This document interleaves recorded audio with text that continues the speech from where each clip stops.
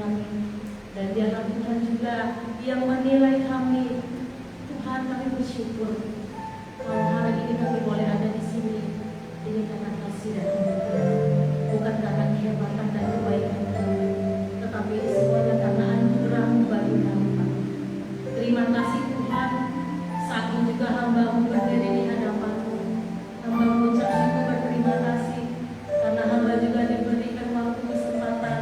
Hamba boleh menyampaikan kebenaran firman Tuhan di tempat ini. Biarlah Tuhan yang berkarya melalui hidup hamba-Mu saat ini. Kelemahan hamba, kekurangan hamba, saat ini Tuhan hamba meletakkannya di hadapan Tuhan. Engkau mengambil alih Tuhan seluruh kehidupan hamba-Mu. Roh Kudus yang memimpin mengajari hamba-Mu.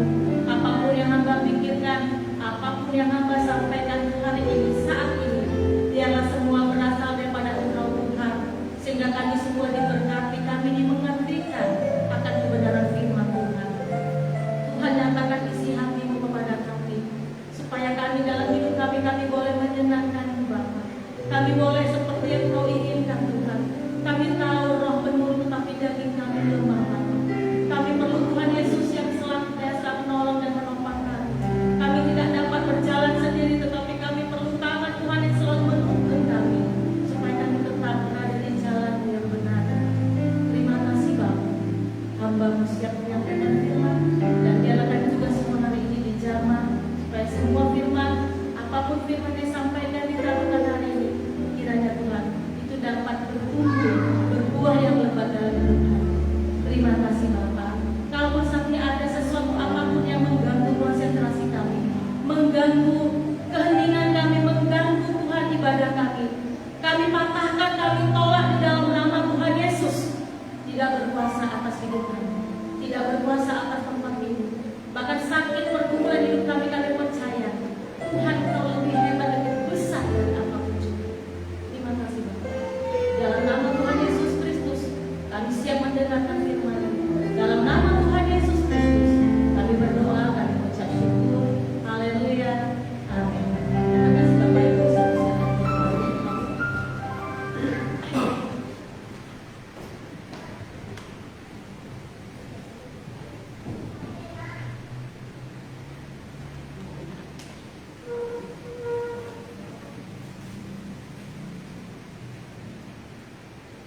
Ya, shalom Bapak Ibu. Kabarnya hari ini luar biasa, berkat Tuhan luar biasa ya. Yes. Ya, saudara, kita bersyukur hari ini kita masih diberi waktu dan kesempatan ya. Ketika penyembahan tadi, ya saya banyak menangis, bukan karena apa, tapi ya karena mengingat begitu baiknya Tuhan dalam kehidupan kita. Ya, kebaikan Tuhan itu luar biasa dari Tuhan. Dan hari ini juga ya sedikit juga sedih biasanya ya, Bapak kita Kak Sinton aja sudah hadir, dia duduk biasanya di sini sudah standby siap, walaupun terganggu untuk vital suara, dia siap untuk ibadah ya, tapi saat ini beliau sedang dalam proses pemulihan. Dan kemarin ya semalam sudah ada beberapa kita yang mewakili ke sana menjenguk, dan mari kita terus bawa Bapak ini dalam doa kita, karena hanya itu yang dia bisa minta, tetap dalam kondisi yang seperti itu. Dia bilang Tuhan Yesus baik, walaupun sepertinya sudah pakai bahasa isyarat ya, bahasa isyarat, karena dia memang ya tidak bisa bicara ya, tapi kita percaya apapun yang Tuhan Yesus berikan dalam hidup kita, yang Tuhan izinkan, itu adalah yang terbaik buat kita. Amin, saudaraku ya. Jadi jangan lupa tetap dalam doa. Jadi saya mau katakan, hari ini bagi kita yang masih sehat, yang masih vital suaranya masih bagus, jangan ragu, jangan mengurangi, jangan takut ketika kita memuji Tuhan. Keluarkan saja, mau suaranya pas, mau suaranya gimana, ya kecuali memang terbatuk-batuk ya kita juga akan menyarankan. Tetapi selagi masih bisa Bapak Ibu, jangan terlambat ya. Jangan sampai menunggu kondisi sampai kita nggak bisa baru kita menangis, Tuhan aku merindu menyembahmu, aku rindu bernyanyi untukmu. Tapi ketika kita bisa, kita nggak melakukannya.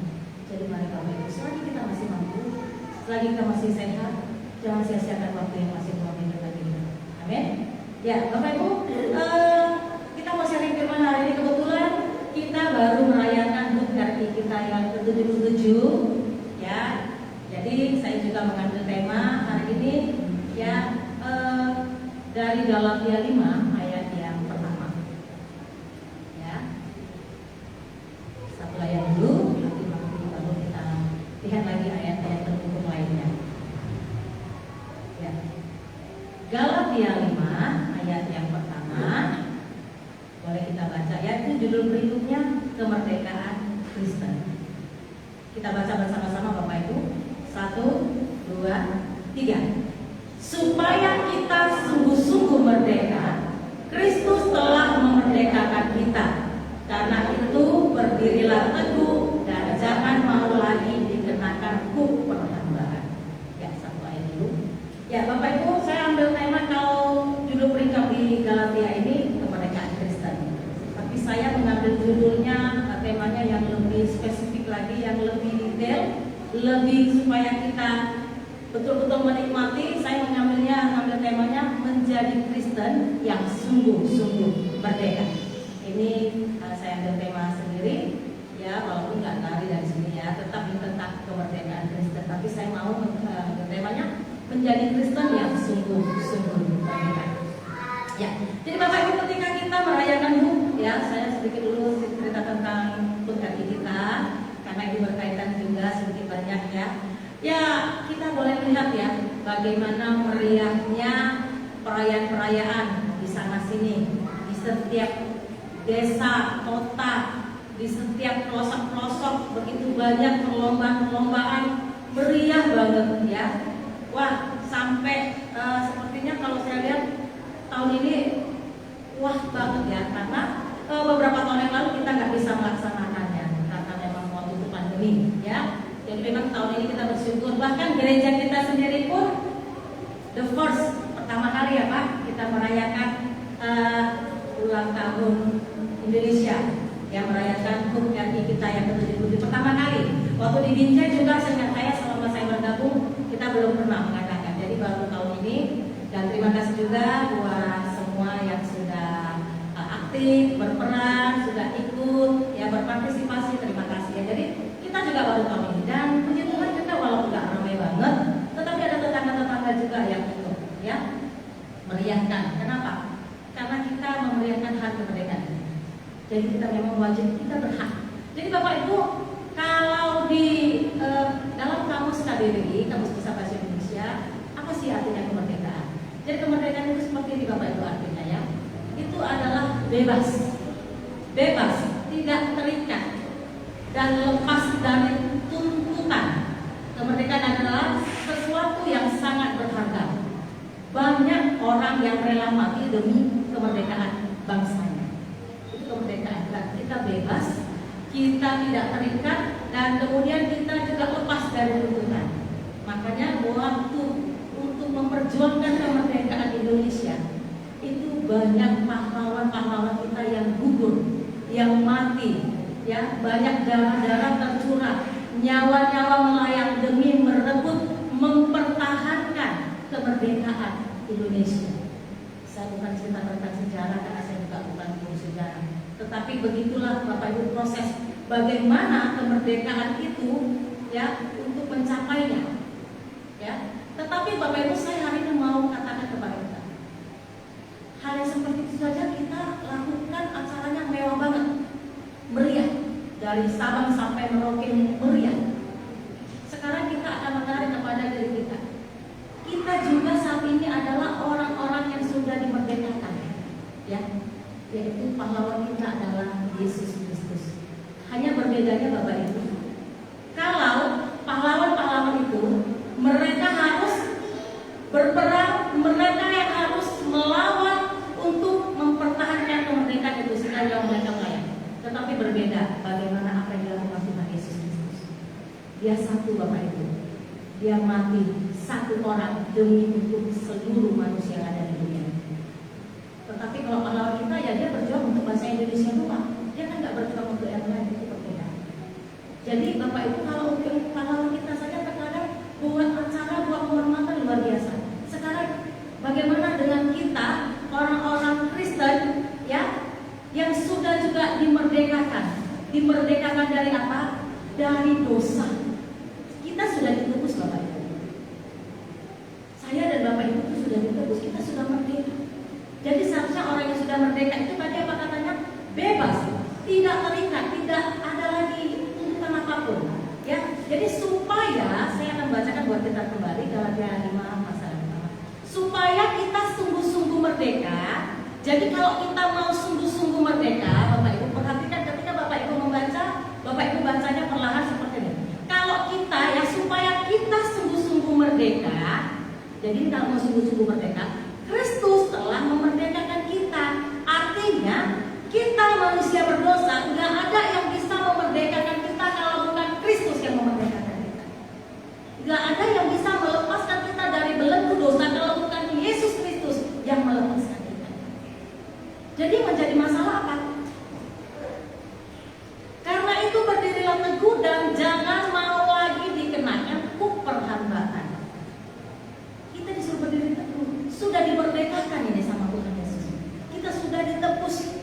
Ya, kalau tadi saya bilang dari awal saya bilang pahlawan itu mati banyak-banyak, mereka yang berjuang, mereka yang berperang. Kalau Tuhan kita memang kemauannya Dia supaya kita selamat, ya. Tapi di sini karena itu berdirilah teguh kita jangan goyang, jangan sebagai orang yang sudah dimerdekakan, ya. Tetapi kita masih terus dikenakan kuk perhambaan. Saya sudah pernah cerita waktu itu beberapa minggu ketika saya bawa firman tentang kuk. Ya, kalau kuk itu sebenarnya adalah sesuatu alat yang dipasangkan pada kerbau biasanya, ya. Ketika mereka itu mau membajak, kalau kuk itu sudah dipasang, berarti dia harus menurut ke kanan, ke kiri, dia nggak bisa lepas. Dia harus menurut, dia terikat ke situ, ya. Dan di sini juga jangan kita mau lagi dikenakan kuk perhambaan. Kalau saya semalam baca-baca, ya kuk, pengertian kuk itu sebenarnya kalau yang lebih apa di Alkitab itu dia mengatakan ini dipakai untuk menggambarkan sebuah kesukaran hidup, sebuah bangsa atau ketaatan paksa. Kalau di Galatia ini ceritanya tentang hal yang bersunat, ya. Nah ini Bapak Gembala sudah pernah sampaikan juga kepada kita tentang kasih karunia hukum Taurat. Nah seperti itu ya. Jadi sebenarnya kita sudah dimerdekakan, ya, sudah dimerdekakan dengan darahnya Yesus. Kita sudah ditebus dengan darahnya Tuhan Yesus. Tidak ada lagi, kita bebas, kita tidak terikat, kita sudah lepas dari tuntutan apapun, karena tuntutan apapun. Bukan nanti setiap bulan kalau kita sudah dibebaskan Tuhan Yesus, kita sudah dilepaskan, sudah dimerdekakan, tidak ada tuntutan tiap bulan bayarannya sekian, tidak ada.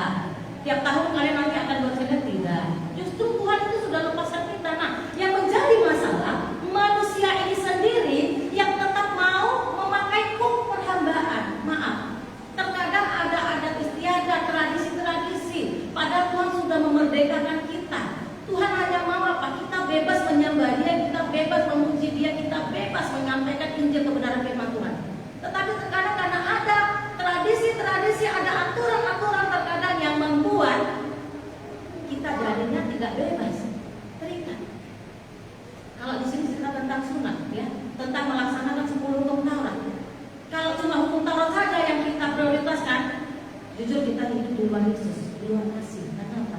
Memang tidak bisa dipisahkan antara hukum Taurat dengan kasih karunia. Tetapi bukan karena kita melaksanakan 10 hukum Taurat kita diselamatkan. Keselamatan itu adalah anugerah dari Tuhan. Tetapi kalau orang yang sudah diselamatkan, pasti dia secara tidak langsung, secara berjalan, dia akan melaksanakan juga hukum Taurat itu. Jadi ketika hukum Taurat itu disampaikan, bukan berarti itu harus menjadi patokan kita dalam kita menjalani kehidupan kita. Melalui hukum Taurat kita diberitahukan sebenarnya pelanggaran, dosa-dosa yang sebenarnya tidak boleh kita lakukan. Tetapi kalau kita memang sudah terjamin tidak melakukan itu, apakah sudah dijamin kita tidak bisa melakukan pelanggaran sedikit pun? Makanya dibilang kita tidak bisa terlepas dari Tuhan Yesus. Kita hidup karena kasih anugerah Tuhan. Bapak Ibu, ada sebuah ilustrasi seperti ini. Sepasang suami istri, kebetulan Bapak ini adalah seorang pendeta, dan kemana-mana Bapak ini selalu membonceng istrinya naik kereta.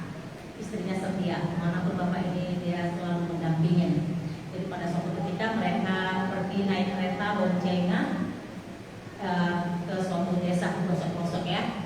Dan entah kemana, ya mungkin Bapak ini karena saking konsentrasinya, dia nabrak lubang, kemudian jatuh, Bapak Ibu, ya. Jatuh, istrinya juga jatuh, keretanya juga terjatuh. Tetapi bapak ini duluan menyelamatkan keretanya. Keretanya duluan diangkat. Istrinya melongo. "Pak, aku juga jatuh. Kok kau tolong kereta duluan? Kok kereta duluan yang kau angkat?" Suaminya dengan santai memeriksa dulu keretanya dicet atau enggak. Si istrinya sampai saat itu juga belum diangkat-angkat bapak ibu. Istrinya tuh merasa, gimana aku ini ya? Kok lebih berharga kereta daripada aku? Aku ini istrinya gitu. Akhirnya suaminya dengan tenang mengatakan seperti ini. "Gini loh Ma, kalau kau itu dosamu itu sudah lunas loh dibayar Tuhan Yesus. Kalau kereta ini masih kredit," katanya. Jadi Bapak Ibu, kita nggak mau kemerdekaan itu seperti itu ya. Ada yang keterikatan tidak. Kalau memang bebas aja gitu ya. Jadi si istri tadi merasa bagaimana gitu ya. Ternyata suaminya sampai sebegitunya memikirkan, kalau dosamu itu sudah lunas dibayar Tuhan Yesus, nggak ada lagi beban-beban pembayaran apa-apa. Nah kalau kereta ini masih belum lunas, masih angsur gitu ya. Nah jadi seperti itu Bapak Ibu. Ya sedikit selingan buat kita. Jadi kembali lagi Bapak Ibu ya. Kenapa Tuhan mau supaya kita tetap berpegang dan dekat dengan Dia? Karena Tuhan tahu sejak manusia diberi kebebasan, manusia ini sebenarnya nggak bisa diberi kebebasan, benar. Kenapa? Sejak dari kejadian Adam dan Hawa ini kita sudah tahu manusia ini tetap punya celah, pasti lakukan kesalahan. Ya, masih ingat cerita Adam dan Hawa ya Bapak Ibu? Ketika dia sendiri, Tuhan bilang manusia itu nggak baik sendiri. Tuhan kasih yang sepadan. Sudah dikasih yang sepadan, akhirnya mereka bagaimana Bapak Ibu? Diberi kebebasan, dikasih tempat yang enak, mereka merdeka, mereka mau makan apapun di situ ada. Mereka hanya tinggal merawat, memelihara apa yang sudah Tuhan ciptakan bagi mereka. Tetapi apa yang terjadi? Manusia ini memang kalau dikasih kebebasan, tetap yang dilarang Tuhan itu yang dikerjakan. Tuhan bilang apa? Jangan kau makan buah yang ada di tengah taman, buah kau mengetahui tentang yang baik dan yang jahat, nanti kau mati. Tetapi manusia seringkali mengatakan dia melakukan apa yang dilarang itu yang memang dikerjakan, ya, sehingga itu membuat hidup manusia itu susah. Dan hari ini juga tidak ada satupun yang bisa kita lakukan, kita kerjakan yang membuat kita bebas daripada belenggu dosa, kecuali hanya pengorbanan Tuhan Yesus mati di kayu salib yang membuat kita menjadi merdeka, ya. Jadi Bapak Ibu, kemerdekaan ini juga harus kita jaga. Kemerdekaan ini sama seperti negara kita. Kalau para aparat negara itu ya, polisi, TNI, angkatan laut udara, kalau tidak jaga, itu bisa direbut. Sama seperti hidup kita. Kalau kita sudah dimerdekakan oleh kuasa, ya, dari kuasa maut, kita sudah dimenangkan dengan kuasa darah Tuhan Yesus. Kalau kita tidak jaga hidup kita ini, maka peluang untuk kita lagi menjadi dikenakan hukum lagi penghambaan ini juga akan terjadi kembali. Dan kita kembali lagi sudah dimerdekakan, tapi kita nggak merdeka. Sudah kita diberi kebebasan, tapi kita tetap terikat, kita nggak bisa bebas sama sekarang ini. Ya Bapak Ibu, seperti hari ini, saya mau berangkat ke gereja pun hari ini, saya pun ya masalah itu mengikat saya. Tapi saya bilang saya nggak mau masalah itu mengikat saya. Saya mau bebas, saya mau menyampaikan firman, saya mau bebas. Saya nggak mau gara-gara sakit, penyakit, masalah membuat saya nggak bisa berpikiran jernih, membuat saya tidak lagi bisa berpikiran yang sehat dengan banyaknya masalah. Kenapa? Sebenarnya kemerdekaan saya itu apa? Ya karena saya seharusnya tahu Tuhan saya itu lebih besar, lebih hebat dari masalah saya apapun juga. Itu kemerdekaan saya seharusnya. Sehingga apapun masalah saya, seharusnya itu nggak membuat saya menjadi terhalang ketika saya mau datang sama Tuhan. Saya tidak mau diintimidasi oleh iblis. Saya tidak mau diintimidasi lagi oleh keadaan-keadaan saat ini. Sebenarnya itu yang memerdekakan kita. Sama seperti kita Bapak Ibu. Masalah bukan Tuhan yang buat masalah dalam hidup kita. Sebenarnya kita bebas hari itu, kita aturannya pulang datang ke gereja, datang menyembah Tuhan. Tetapi karena masalah yang datang dari luar, dari dalam, dari ekonomi, dari manapun masalah itu datang, itu masalah membuat kita menjadi tidak merdeka. Membuat kita ketika kita datang kepada Tuhan menjadi terhalang, gak damai, bernyanyi pun kita sulit, apalagi bersyukur. Kita boleh lihat Bapak Ibu. Jadi Bapak Ibu, kita sudah dimerdekakan, tetapi bukan berarti kita boleh pakai kemerdekaan itu dengan sesuka hatinya kita. Mari kita buka Galatia 5 pasal yang ke-13.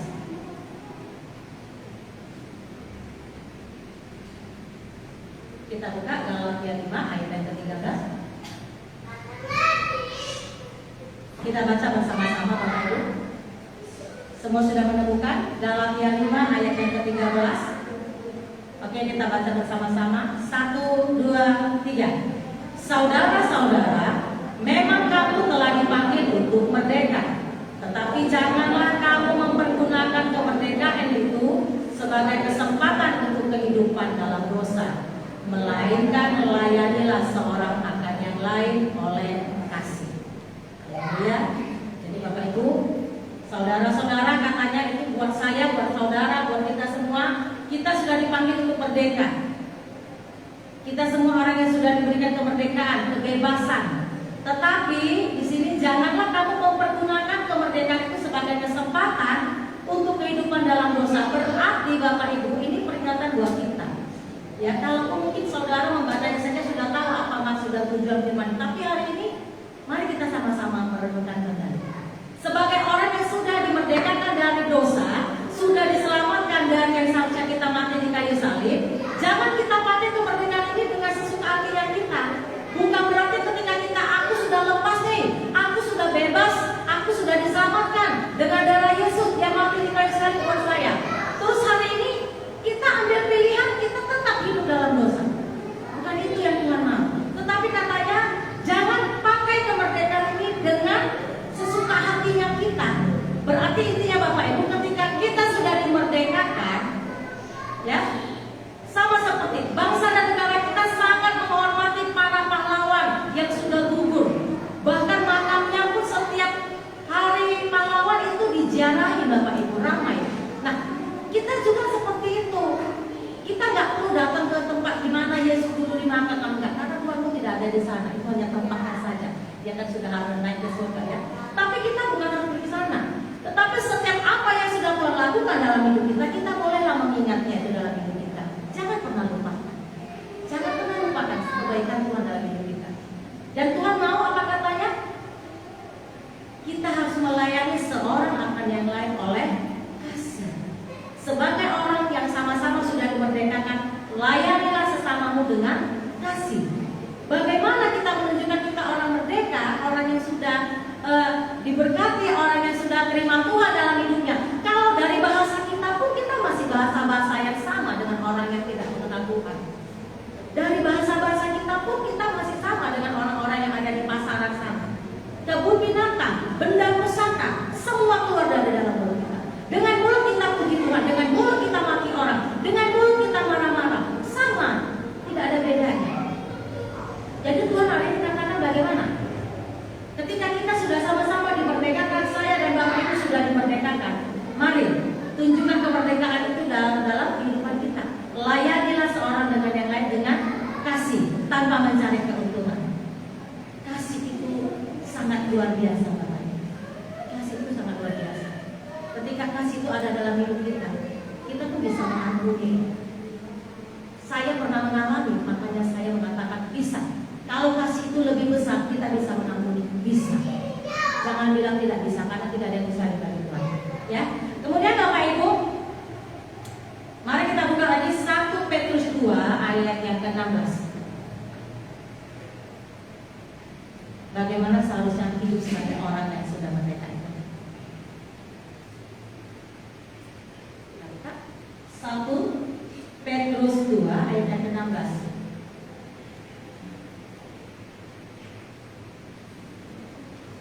Haleluya, kita baca bersama-sama. 1 Petrus 2 ayat yang ke-16, kita baca bersama-sama. 1, 2, 3. Hiduplah sebagai orang merdeka dan bukan seperti mereka yang menyalahgunakan kemerdekaan itu untuk menyelubungi kejahatan-kejahatan mereka, tetapi hiduplah sebagai hamba Allah. Ya Bapak Ibu, jadi katakan hari ini firman, hiduplah sebagai orang merdeka. Jadi hari ini kita kan sudah orang-orang yang dimerdekakan. Ya, Tuhan Yesus sudah memerdekakan kita.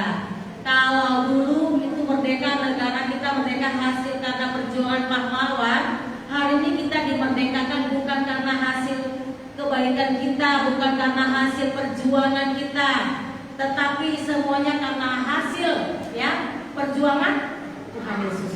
Memang kemauannya, kalau Dia tidak rela mati di kayu salib, maka kita semuanya akan binasa.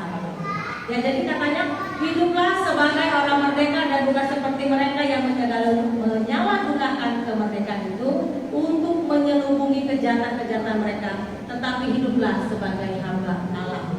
Jadi kalau kita menjadi orang yang sudah merdeka, jangan kita pakai kemerdekaan ini malah kita menutupi atau membantu orang-orang yang ingin berbuat yang salah, malah kita pula lagi berperan di sana. Jadi ketika merdeka, Bapak Ibu, merdeka yang baik, yang benar di hadapan Tuhan, bukan merdeka yang kita buat-buat atau merdeka yang memang pura-pura, tetapi merdeka itu lepas.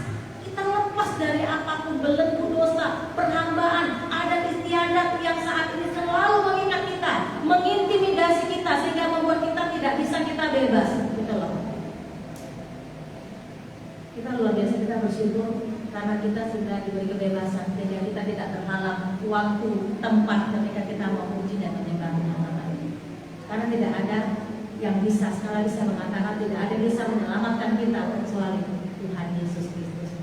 Dan kita lihat Efesus 2 ayat yang ke-8 sampai 9. Efesus 2 ayat 8 sampai 9.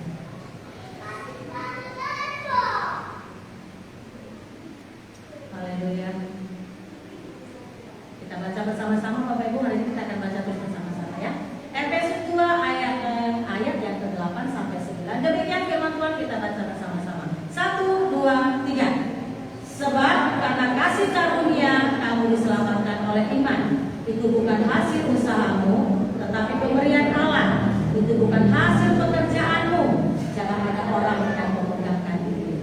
Jadi Bapak Ibu, firman hari ini mengingatkan kita bahwasanya hari ini apapun yang kita kerjakan, ya apapun yang kita lakukan, semuanya karena kasih karunia. Bahkan keselamatan yang kita terima, kemerdekaan yang kita terima juga hasil kasih karunia. Hari ini ketika kita bebas memuji menyembah Tuhan di tempat ini, itu juga karena kasih karunia. Jadi kasih karunia Tuhan itu sungguh besar dalam hidup kita. Makanya Tuhan Yesus disalibkan, dikorbankan bagi kita. Kita merdeka. Jangan pakai kemerdekaan itu yang sudah Tuhan berikan kepada kita untuk kita melakukan yang sesuka hati kita, yang menyakiti hati Tuhan, mengecewakan Tuhan. Jangan kita lagi menciptakan dosa baru, padahal gak buat dosa pun kita sudah manusia yang berdosa.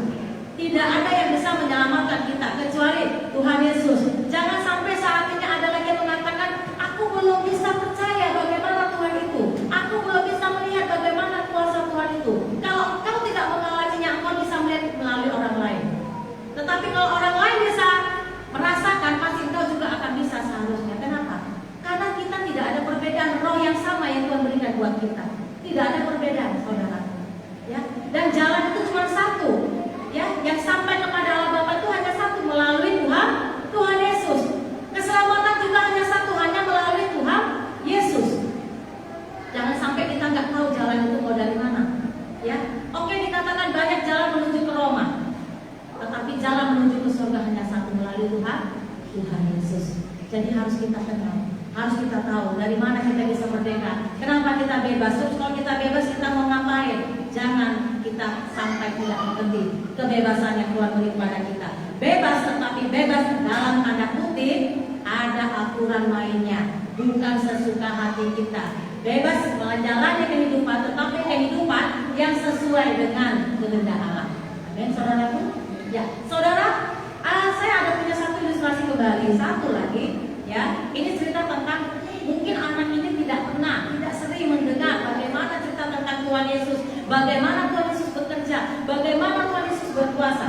Seorang pendeta, dia diundang, ya, seperti Bapak Gembala kita, dia diundang ke pelosok-pelosok, ke sebuah gereja, dia diberi alamat.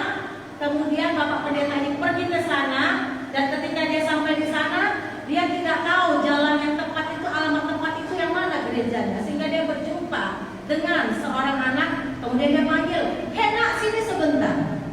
"Ya Pak, bisa bantu Bapak?" "Bisa Pak." "Apa itu?" "Kamu tahu nggak alamat gereja ini?" "Oh tahu Pak," katanya. "Sini, bisa nggak tunjukkan Bapak jalan ke gerejanya?" "Bisa Pak." Kemudian anak ini menuntun Bapak pendeta ini, dan sampailah dia di gereja.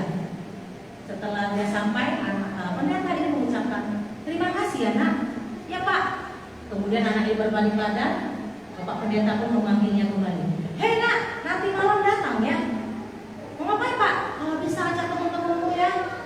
Mau ngapain Pak? Saya akan tunjukkan jalan ke surga kepada kalian. Gak mau Pak. Loh kenapa? Tadi jalan ke gereja aja pun Bapak gak tahu, apalagi jalan ke surga. Jadi Bapak Ibu, jangan sampai kita gak tahu loh gitu loh. Ya, Bapak pendeta tadi mengatakan saya akan cerita, akan tunjukkan sama kalian jalan ke surga. Si anak bilang, jalan ke gereja aja Bapak gak tahu. Saya yang mengantar Bapak. Bapak mau bilang jalan ke surga. Jadi jangan sampai kita juga seperti ini Bapak Ibu. Kita jangan bilang aku gak tahu. Hanya satu jalan menuju kebenaran yang ke surga, yaitu Tuhan kita Yesus Kristus. Hanya satu yang bisa memerdekakan kita, melepaskan kita dari belenggu maut, yaitu Tuhan Yesus Kristus. Hari ini kalau 17 Agustus dirayakan setiap 17 Agustus dirayakan setiap tahun, kalau kita harus merayakan kemerdekaan kita setiap hari. Karena apa? Karena setiap hari selalu baru rahmat Tuhan buat kita. Perlindungan Tuhan selama ini setiap hari, setiap pagi baru buat kita. Tidak pernah terlambat dan dia tidak pernah juga terlalu cepat, tetapi tepat pada waktunya. Jadi kemerdekaan yang Tuhan berikan bagi kita itu bukan kemerdekaan yang harus kita berperang, tidak. Ketika kita bisa berdiri teguh melawan segala apa yang datang dalam kehidupan kita tetap percaya kepada Tuhan Yesus Kristus, kita tetap walaupun banyak masalah tetap bisa cari Tuhan, dekat dengan Tuhan, sesungguhnya kita sudah merdeka. Jadi ketika ada masalah kita nggak ke gereja, ada masalah sakit penyakit sedikit nggak ke gereja, kita bukan orang merdeka. Kenapa? Karena itu semua adalah di bawah kuasa Tuhan. Jadi kalau memang kita mau menjadi orang merdeka, pimpinan kita adalah Tuhan kita Yesus Kristus. Jadi Tuhan yang harus ditambahkan dalam hidup kita. Kalau berani kita merdeka, bangsa Indonesia juga merdeka, itu karena hasil karya Tuhan, anugerah Tuhan, kasih karunia Tuhan, bukan karena jeripaya manusia. Tetapi apa yang sering terjadi, walaupun anugerah kasih karunia itu datang dari Tuhan, tetap manusia itu memuji manusia, tetap manusia itu mengagungkan manusia, tidak apa. Tetapi hari ini saya mau katakan, mari menjadi Kristen yang sungguh-sungguh merdeka. Kita tahu siapa yang akan kita agungkan, kita muliakan, kita nomor satukan dalam hidup kita, yaitu Tuhan Yesus Kristus. Haleluya. Terima kasih Bapak Ibu. Jadi jangan sia-siakan kemerdekaan yang sudah Tuhan berikan buat kita. Karena apa? Karena nggak semua orang bisa merdeka. Jadi kalau sudah dimerdekakan, jangan mau lagi kita dikenakan huk perhambaan. Huk itu harus kita lepaskan. Kenapa? Karena Tuhan yang sudah memerdekakan kita. Jadi jangan kita pemasangnya, karena Tuhan sudah lepaskan itu dari hidup kita. Jangan menciptakan dosa baru, karena kita sudah ditebus dari dosa kita. Jangan kita membuat lagi masalah-masalah baru, karena masalah-masalah kita sudah Tuhan selesaikan semua di kayu salib. Penyakit-penyakit sudah Tuhan selesaikan di kayu salib. Jangan cari penyakit, karena penyakit datang sendiri. Kalau memang penyakit datang, tetap mencari Tuhan, karena Tuhan itu di atas segalanya. Terima kasih, mungkin ini bisa saya sampaikan kepada kita hari ini. Saya minta tim musik ke depan, kita akan satu pujian.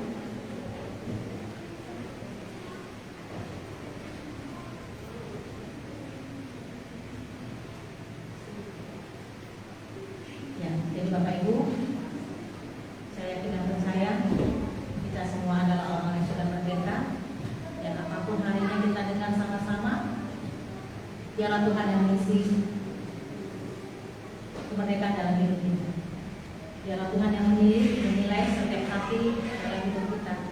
Kalau memang hari ini kita memang orang-orang merdeka, tidak ada satu alasan pun membuat kita jauh daripada Tuhan. Tidak ada satu alasan pun yang membuat kita tidak bisa kita datang kepada Tuhan. Jangan memakai alasan apapun yang membuat kita tidak bisa lagi memuji memuliakan Tuhan. Izinkan Tuhan hari ini menilai, menilik setiap hati kita. Ingat setiap apa yang kita nikmati, kita miliki hingga saat ini, itu semuanya karena Tuhan. Kemerdekaan hidup, kebebasan kita hidup, semuanya karena kasih dan anugerah Tuhan. Dan biarlah Tuhan yang juga memimpin, Roh Kudus mengajari kita supaya kita pakai kemerdekaan yang kita miliki untuk boleh menyenangkan hati Tuhan. Kita akan pujian.